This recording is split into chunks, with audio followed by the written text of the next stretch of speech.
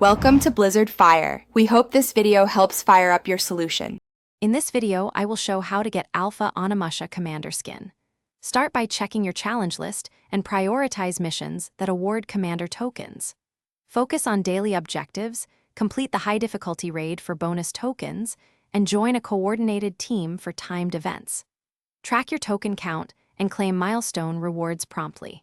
Use any earned boosters during double token windows to speed progress and avoid wasting limited time boosts.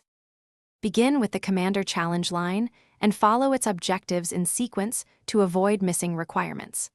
Prioritize missions that award the most tokens and stack them with token multipliers when possible. Coordinate raids with friends to clear timed events efficiently and claim weekly milestone rewards immediately. Keep an eye on limited time events that boost token gains and use boosters strategically during those windows to maximize progress without burning resources. Quick recommendation. On another note, grab Little Tree's Black Ice for long gaming drives when you need a fresh ride after marathon sessions. It's a small, classic air freshener that fits on your vent and keeps the car smelling clean while you plan raids or chat with teammates.